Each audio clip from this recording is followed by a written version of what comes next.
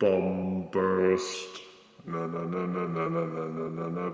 Bomb burst. Bomb burst. Bomb burst. Hello, my baby. Hello, my honey. Hello, my ragtime gal. Suddenly you kissed my wife. Baby, my heart's on fire. Legacy Evolution evolves with Core Class Bomb Burst. This is another figure based on the old Generation 1 Pretenders, though as with Legacy Iguanas and Legacy Skullgrin, they have broomed the Pretender shell and simply made him a transforming robot, while blending elements of the old Pretender shell with the robot core that fitted inside it. An ugly, batty, vampire-like monster. He never appeared in the Generation 1 cartoon, though he did make regular appearances in the old Marvel Comics series. So one thing's for sure, he did exist. Strong words. Strong, bewildering words. But the box is easy enough to understand, the usual core size with gutless, non-existent window, tiny art on the side panel. And why bother with product shots on the back when you can show off all this multilingual bunk? Character art is on the other side. Now let's burst this figure out of his box and review him. Out-of-box Bomb Burst comes with his instruction booklet. A tiny axe accessory that looks like the letter F, and two identical wings/axe accessories/gun accessories. Bomb Burst's alt mode is a futuristic-y fighter jet, though the core class size means it's a bit smaller than you normally see. But it's a semi-decent approximation of the Transformer core of the Generation 1 Bomb Burst shell. It has the blue central section with molded hover turbines, reddish fake cockpit, and engines on the side. A look underneath and you can pretty much see that it's just the vampire beast, with the arms clamped down to the sides, and the legs folded up over his face. The colors are blue, red, dark gray, and a really pale gray. There's a fair amount of sculpted detail work, and if you only look at it from above, then you can kind of ignore the lackluster engineering. The legs tab in nice and tight to form the undercarriage, but the robot arms are a weak point to say the least. They constantly push out of place when handling, because they're only held in by one small notch and groove near the shoulder. The forearms and hands are dangling behind with only the friction of the ball sockets to hold them up. I wish they had engineered a way to tab the arms into these hip sections at the back, which would have formed a much more stable anchor. Boo!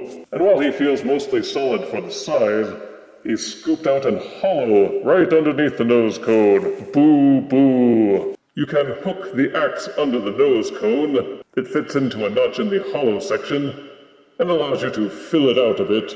And like the original figure, the guns plug into the sides of the ship to form wings.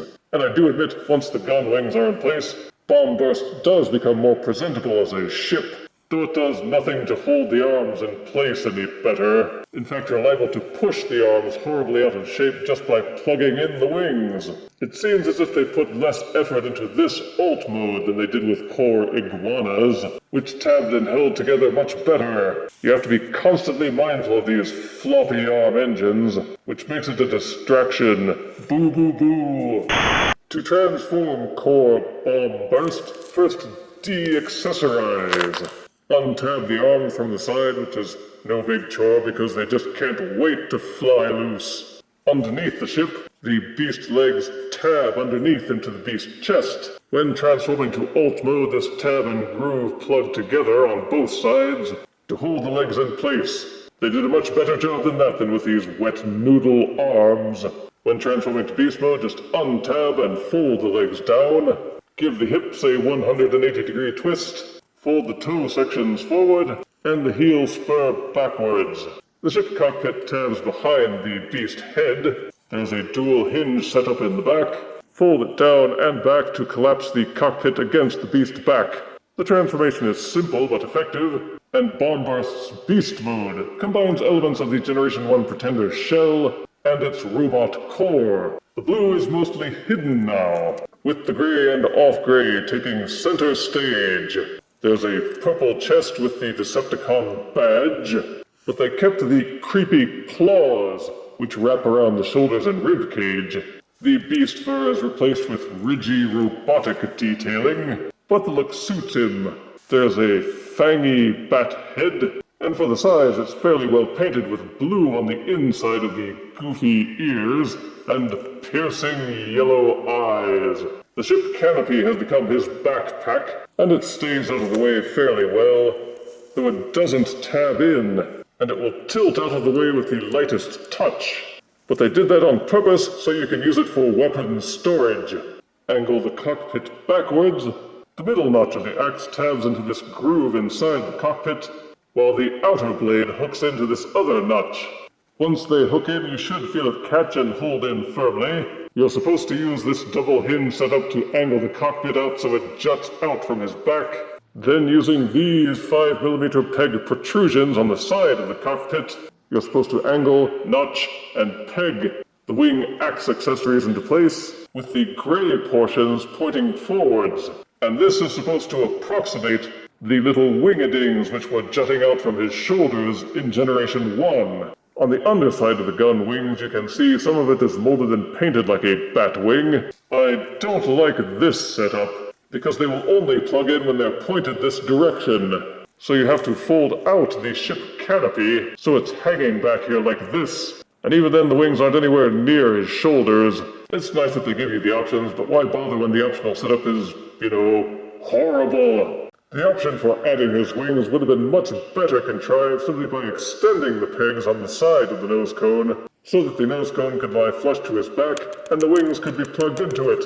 But you can plug fire blasts into the weapon accessories. None of the limbs are floppy and he looks solid from the front, but the backs of the legs and the insides of the forearms are hollow. I guess they have to put in these hollow sections so the third-party companies can make those filler kits. But it's the articulation where this figure really struts its stuff.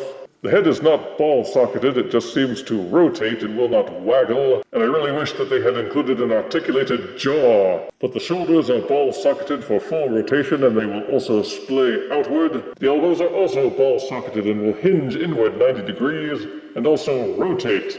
There is no hand-wrist articulation, but you do get full waist rotation. The legs will kick forward this far and backwards this far until they bump into the ship canopy, and because they are ball-socketed, they will also kick outward. The knees are also ball-socketed and will bend backwards 90 degrees. They will also rotate.